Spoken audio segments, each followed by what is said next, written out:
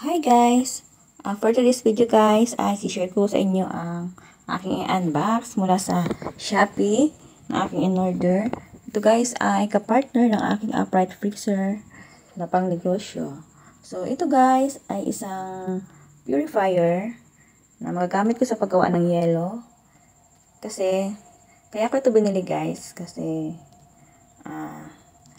para mas malaki ang kita. Ayan, bumili ako nito. Kasi kung gagamit ako ng mga purified gallons na nabibili, ang isang galon is 25 pesos. So, kunti lang ang magagawa kong yelo guys sa isang galon.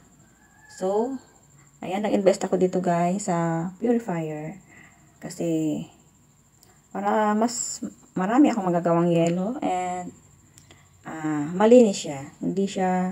Hindi siya kagaya nung sa gripo talaga na lumalabas na tubig kasi hindi naman yun nasasala yung mga dumi-duming particles. So at least safe ang aking gagawing yelo, malinis siya kasi purifier na ito guys. Ito ay binili ko sa isang official store sa Shopee and then authentic naman siya. Alkaline water purifier. Yan. Ito ay makapag-filter ng mga sediment, mga colloids, rust, deposits at kung ano pa. So, safe siya guys. And then, na-absorption niya yung mga residual chlorine, mga discoloration and odor. So, safe siya. And then, resolved scale, mga heavy metals and bacteria na nasa tubig. Yan. Kaya maganda guys na gumamit ako nito kahit na medyo pricey siya. At least safe naman yung aking mga suki na malinis ang aking binibentang yelo. And then, hindi ako mapapamahal sa mga purified gallons na binibenta. So, ito guys. So, tingnan natin guys. Ito ang itsura niya guys. Ganito siya.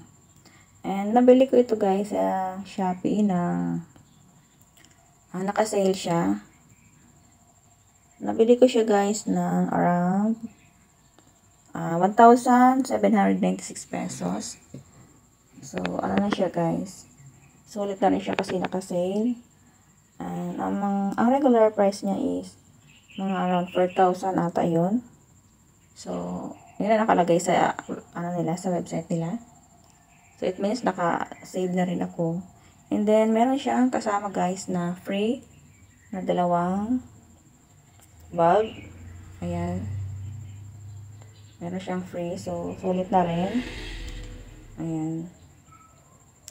So, maganda kasi guys na napupurify yung ginagawang yelo kasi nga, diba, nilalagay siya sa inumin, lalo ng mga bata ay umiinom. So, mas maganda yung safe. And then, hindi naman ako mapapamahal kasi compared naman sa mga mineral galon na binibenta, mga purified. So, kunti na lang tutubuin ko doon. So, dito na lang ako guys. So, sana tumagal siya and sana mahaba-haba pa ang gamitan ito. And then, pwede naman siyang palitan kapag madumi na siya. Papalitan na lang ng mga bulb dyan sa loob. Yan. So, ipapakita ko guys sa inyo ang itsura nito. Medyo mabigat siya guys. Ayan. Ito guys ay tatlong bulb siya. Ayan. Iba-ibang siya. Yung sa gitna niya ay mga 7 layer na magkakaibang kulay. So, yan ang sasala.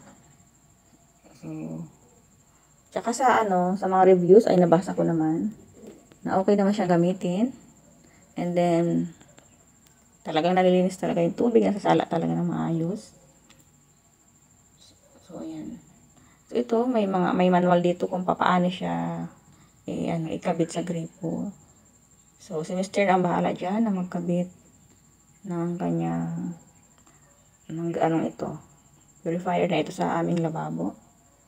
So, ayan guys, may free siya. 7-in-1 siya. And then, may free pa siyang dalawang bulb. So, sulit na siya guys sa kanyang price. Hindi na lugi. And ganun talaga guys kapag mag-negosyo ka, kailangan mo mag-invest ng puhunan. Ayan. After naman ito guys, ayan naman. Kita naman ang kasunod nito. Ayan.